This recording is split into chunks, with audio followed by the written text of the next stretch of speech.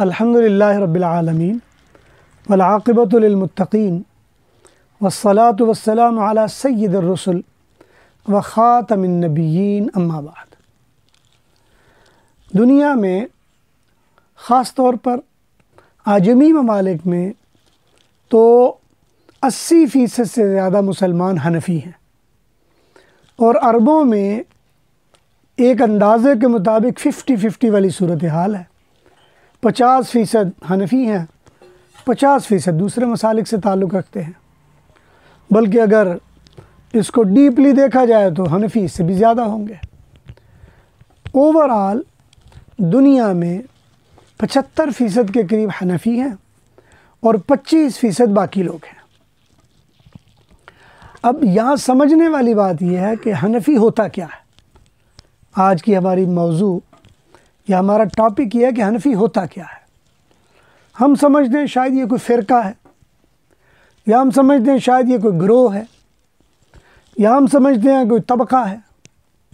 जहालत या लाइल्मी की वजह से बाज़ औक़ात हम इसको ग्रोहबंदी में डाल लेते हैं, फ़िरक़ावारियत में डाल लेते हैं। हम समझते हैं हनफ़ी होना कोई फ़िरक़ाबंदी है। लेकिन एक चीज़ ज़हन में रहनी चाहिए, हनफियत जब कहा जाता है तो बुनियादी तौर पर ये असल में एक वे ऑफ थिंकिंग है। ये आपका एक सोचने का अंदाज़ है, ये आपका एक तर्ज़ फ़िक्र है, ये एक आपका मैदान अमल है जिसके मुताबिक आपने चलना होता है। दो बुनियादी मैदान अमल या तर्ज़ फ़िक्र या दो बुनियादी पैराडाइम या बुनियादी मनहज ये हुज़ूर अकरम सल्लल्लाहु अलैहि वसल्लम के बाद उम्मत में राइज हुए। एक को मालिकी मनहज कहा जाता है और एक को हनफ़ी मनहज कहा जाता है। ये मालिकी और हनफ़ी ये दो बुनियादी मनहज हैं। अपने आप को आप अगर हनफ़ी कहना चाहते हैं तो आज जो मैं चंद बातें आपकी खिदमत में अर्ज़ कर रहा हूँ उनके मुकाबले में आप देख लीजिए, आपको ख़ुद पता चल जाएगा आप कितने हनफ़ी हैं या कितने हनफ़ी नहीं हैं। लेकिन ये ज़रूरी नहीं कि आप हनफ़ी कहलाएं भी, या आप अपने नाम के साथ हनफ़ी लिखें भी, या ये कि कोई आपको हनफ़ी कहे, आप ये कहें कि ये फ़लाँ हनफ़ी है ये फ़लाँ नहीं। बुनियादी तौर पर एक तर्ज़ फ़िक्र, हनफ़ी तर्ज़ फ़िक्र है क्या या मालिकी तर्ज़ फ़िक्र है क्या। चूँकि हमारे फ़िक्र में, हमारी सोच में ये चीज़ वाज़ेह नहीं है, जिसकी वजह से हम हनफियत को, फ़िक़्ह हनफ़ी को, इमाम अबू हनीफ़ा को एक फ़िरका समझना शुरू कर देते हैं और ये समझना शुरू कर देते हैं कि ये अहले राय हैं और ये अहले हदीस हैं, और हदीस तो चूँकि हुज़ूर की होती है और उसकी तो फजीलत बहुत ज़्यादा है, और हनफ़ी चूँकि राय पर अमल करते हैं और जो राय होती है वो तो क़ियास है, और जो क़ियास है वो तो ख़तरनाक चीज़ है, वो तो दीन से बगावत का दूसरा नाम है। हकीकत बात यह है कि ये इतनी बड़ी गुमराह कुन सोच है कि अगर आप इस सोच को अपने जहन से खुरचेंगे नहीं तो आपके गुमराह होने में कोई शक नहीं रह जाएगा। इसलिए सबसे पहले यूँ समझिए कि हनफ़ी फ़िक्र या मालिकी फ़िक्र है क्या। ये दो बुनियादी फ़िक्र हैं। बाकी जो दो फ़िक़े हैं, फ़िक़्ह हंबली या फ़िक़्ह शाफ़ई, इन्होंने चंद मसलों में इख्तिलाफ़ करके अलग एक वजूद बनाया, वरना ये पूरी फ़िक़्ह नहीं है, ये पूरा तर्ज़ फ़िक्र नहीं है। कामिल और मुकम्मल और पूरा तर्ज़ फ़िक्र अगर है तो वो फ़िक़्ह मालिकी है या फ़िक़्ह हनफ़ी है। हंबली और शाफ़ी फ़िक़्ह ये असल में मालिकी और हनफ़ी फ़िक़्ह के चंद जुज़वी मसाइल से इख्तिलाफ़ करके अपना एक सूरत हाल बनाई गई है। वो बाकी सारी चीज़ों में, यानी अगर यूँ कहा जाए कि शाफ़ई अगर 60 मसले अलग कर लें तो बाकी सारी की सारी फ़िक़्ह हनफ़ी है। इसी तरह हंबली अगर तकरीबन 40 या 50 मसले अलग कर लें वो सारी की सारी फ़िक़्ह हनफ़ी बन जाएगी। या थोड़े से मसले ज़्यादा कर ले तो फ़िक़्ह मालिकी बन जाएगी। असल जो बुनियादी तर्ज़ फ़िक्र है फ़िक़्ह हनफ़ी में, वो समझना बहुत ज़रूरी है। उसके लिए बुनियाद यूँ समझी जा सकती है कि हुज़ूर अकरम सल्लल्लाहु अलैहि वसल्लम ने उम्मत को अपने बाद जब आप तशरीफ़ ले गए तो जो कामिल और मुकम्मल चीज़ दी वो आपका अमल था। उसको आप सुन्नत भी कह लेते हैं। उसका नाम बाज़ औक़ात कुरान नातिक भी रखा जाता है, क्योंकि हुज़ूर सल्लल्लाहु अलैहि वसल्लम की ज़ात के अलावा आपका अमल है जो हमारे लिए अहम अहमियत रखता है। हुज़ूर सल्लल्लाहु अलैहि वसल्लम का अमल वो हमारे लिए ज़्यादा अहम है। हुज़ूर सल्लल्लाहु अलैहि वसल्लम की ज़ात वो अहम ईमान के लिहाज से तो है, लेकिन अगर उसको ज़्यादा अहमियत दी जाए तो जब हुज़ूर सल्लल्लाहु अलैहि वसल्लम इस दुनिया से चले गए तो फिर हमारे लिए मुश्किलात बन जाएंगी। यही वजह है, और इसी फ़िक्र को वाज़े करने के लिए हज़रत अबू बकर सिद्दीक़ रज़ी अल्लाह ताला अन्हु ने जब देखा हुज़ूर इस दुनिया से तशरीफ़ ले गए हैं और हज़रत उमर रज़ी अल्लाह ताला अन्हु बड़े परेशानी में हैं, सहाबाए किराम परेशानी में हैं, क्या किया जाए। तो जो ख़ूबसूरत अंदाज़ इख्तियार किया अपने ख़ुतबे का, हज़रत अबू बकर सिद्दीक़ ने फ़रमाया, मन कान मिनकुम याबुदु मुहम्मदन फ़इन्न मुहम्मदन क़द मात। अगर कोई तुम में से मोहम्मद सल्लल्लाहु अलैहि वसल्लम की इबादत करता था, उसे पता होना चाहिए कि वो फौत हो गए। वमन कान याबुदुल्लाह, और जो कोई अल्लाह की इबादत करता था उसे मालूम होना चाहिए फ़इन्नल्लाह हय्युन ला यमूत, अल्लाह तो ज़िंदा है, वो कभी मरता नहीं है। हुज़ूर अकरम सल्लल्लाहु अलैहि वसल्लम ने हमें एक ज़िंदा अमल दिया है, और ऐसा अमल है कि वो कभी डेड नहीं होगा और वो कभी छोटा भी नहीं होगा, उसमें कभी तब्दीली नहीं आएगी, और वो ऐसी सुन्नत है जो सुन्नत दाइमा है और वो चलती रहने वाली है। और ये जो सुन्नत है ये दो जगहों पे हमें मिलती है, दो जगहों पे हमें मिलती है। एक जगह तो मदीना तैयबा है और दूसरी जगह कूफ़ा है। मदीना तैयबा से सुन्नत मिलेगी या कूफ़ा से सुन्नत मिलेगी। अब हो सकता है मेरी ये बात सुन के कोई आदमी सुनने वाला शौक में चला जाए कि जी मदीना से तो सुन्नत समझ में आती है, लेकिन कूफ़ा में किधर सुन्नत चली गई, कूफ़ा में सुन्नत कहाँ से आ गई। हो सकता है ये एतराज़ बने, और बनना भी चाहिए, इसलिए कि हुज़ूर सल्लल्लाहु अलैहि वसल्लम मदीना में रहे, आपकी नबवी ज़िंदगी मदीना में गुज़री, जो मक्का में गुज़री उसका तो एतबार ही नहीं है, इसलिए कि आपकी तकमील नबूवत का ज़माना मदीना में है। मदीना की बात तो समझ में आ रही है और आ भी सकती है, लेकिन कूफ़ा वाली बात कहाँ से आ गई दरमियान में। इसके लिए सिर्फ़ आपको एक तारीख़ी पस मंज़र को देखना होगा, और वो ये कि हुज़ूर अक़दस सल्लल्लाहु अलैहि वसल्लम जब इस दुनिया से तशरीफ़ ले गए, ले जाने के बाद हज़रत अबू बकर सिद्दीक़ का 2 साला दौर ये ख़ालिस नबवी दौर है, इसलिए यहाँ कोई नई तब्दीली नहीं आती। हज़रत उमर रज़ी अल्लाह ताला अन्हु जब आते हैं तो यहाँ हमें तब्दीलियाँ महसूस होती हैं। हज़रत अबू बकर सिद्दीक़ रज़ी अल्लाह ताला अन्हु हालात को देखकर दूसरा मरकज़ कूफ़ा बनाते हैं।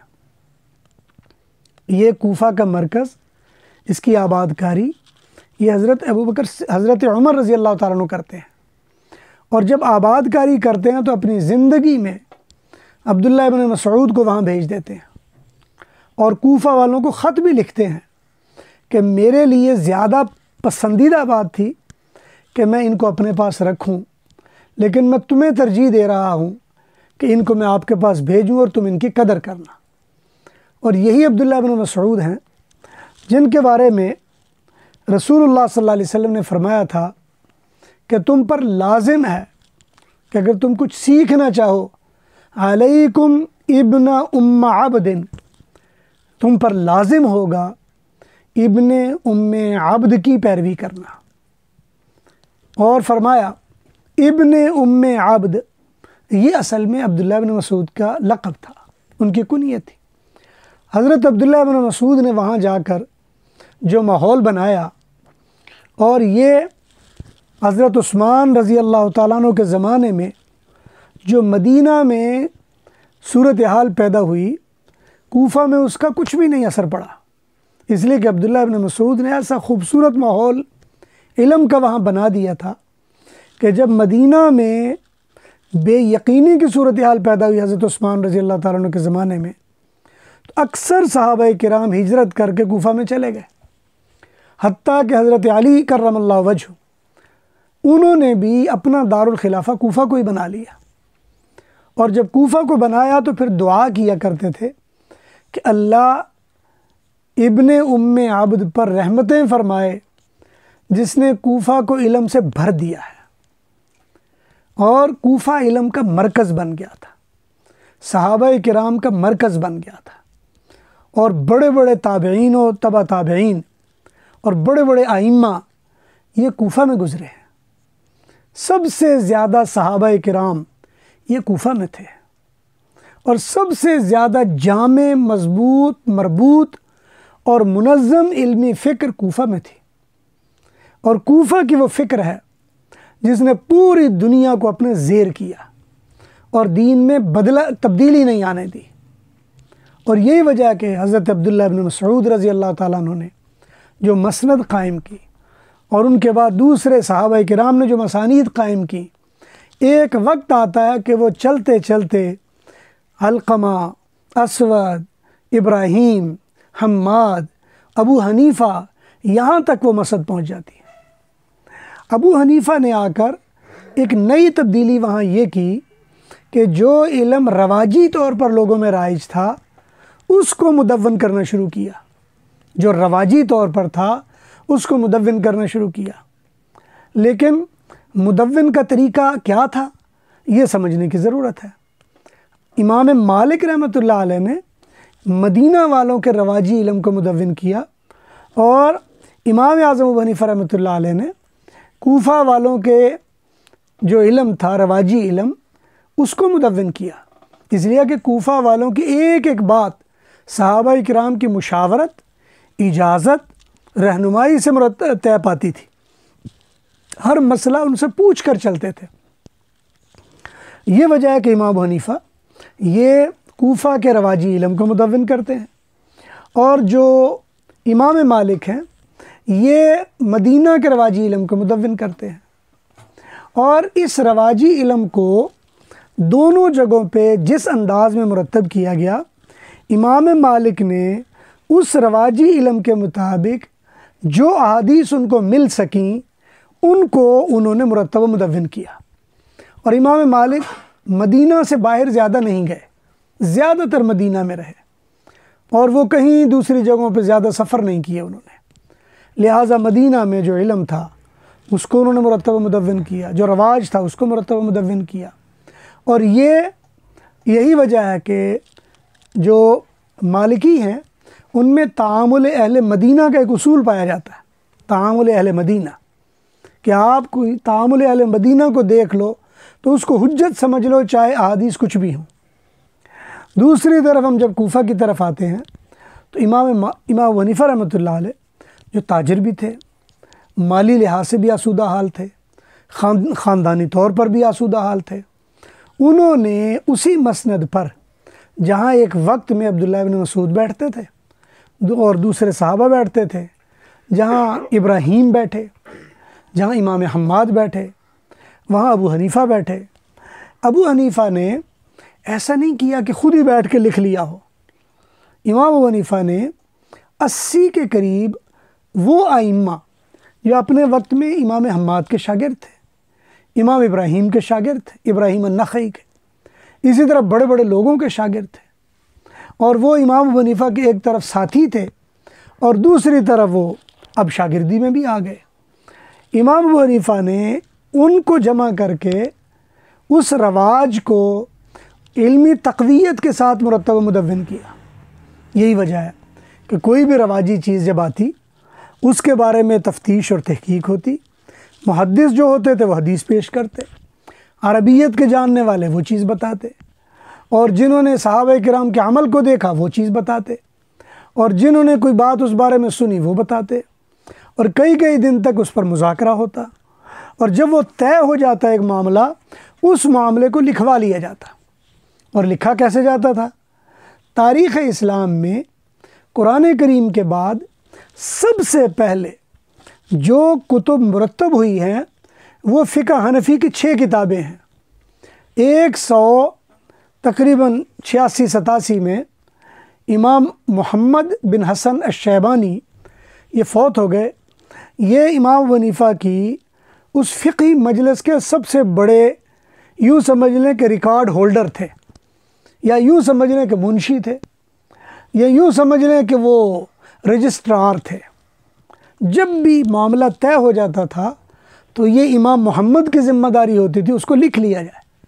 फिर वो लिख लेते थे, और लिख के जिन किताबों के नाम हमारे सामने आते हैं, अल असल है जो सबसे बुनियादी किताब है, फिर इसी तरह जामे सगीर है, जामे कबीर है, इसी तरह बैनुल अक़वामी मामलात में सियर सगीर है, सियर कबीर है, इसी तरह लोगों के घरेलू मामलात में ज़ियादात है, फिर उसका एक हाशिया ज़ियादात है।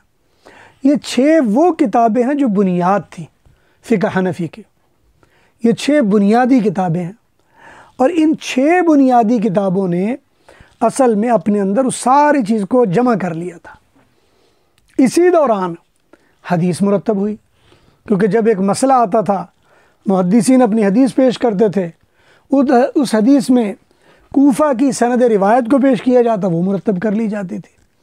इमाम अबू हनीफ़ा ने किताबुल आसार के नाम से 40,000 अहादीस का एक पूरा किताब मुरतब कर दी थी।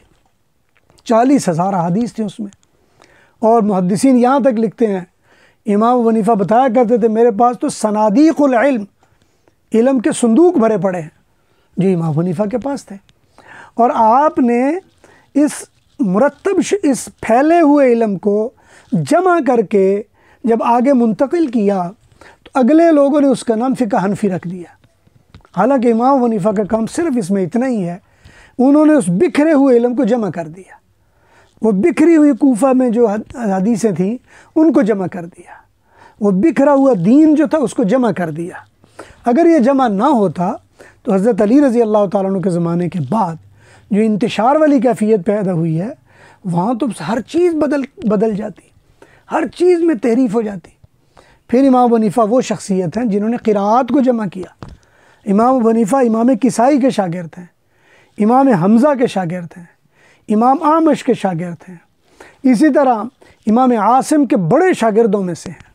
बल्कि इमाम आसिम के बड़े शागिर्द जो इमाम हफ्स हैं, जिनकी क़िराअत पूरी दुनिया में 90% से ज़्यादा पढ़ी जाती है, वो इमाम अबू हनीफ़ा के कारोबार में शामिल होते थे, इमाम अबू हनीफ़ा के साथी थे। इमाम अबू हनीफ़ा और इमाम आसिम की क़िराअत में थोड़ा सा फ़र्क है। इमाम अबू हनीफ़ा की अपनी क़िराअत भी है, अगरचे वो क़िराअत मुतवातिरा में शुमार नहीं होती, लेकिन आज भी उलमा पढ़ते और पढ़ाते हैं, और मैंने ख़ुद उसको पढ़ा और इजाज़त ली उसकी। इसलिए समझने वाली बात यह कि फ़िक़्ह हनफ़ी किसी एक शख्स की लिखी हुई बातें नहीं हैं, या किसी शख्स के फरमाई हुई बातें नहीं हैं, बल्कि एक तर्ज़ फ़िक्र है जो कूफ़ा में 15,000 से ज़्यादा सहाबा किराम, इलामुल मुक़ीन में अल्लामा इब्न क़य्यिम जौज़ी लिखते हैं कि 15,000 सहाबा किराम थे हज़रत अली के ज़माने में, जिन्होंने कूफ़ा को अपना मस्कन व महबत बना लिया था। और ख़ुद फरमाते हैं इलामुल मुक़ीन में कि किसी के हवाले से लिखते हैं कि हमने बड़ा गौर किया कि सहाबा में सबसे ज़्यादा इल्म किसका है, कि अगर उनसे इल्म ले लिया जाए तो सारा इल्म आ जाएगा। फरमाते हैं कि हमारे पास 6 आदमियों का नाम आया। उन 6 आदमियों में अबादिला सलासा, हज़रत अली और इब्न मसऊद रज़ी अल्लाह ताला अन्हु ये आ गए।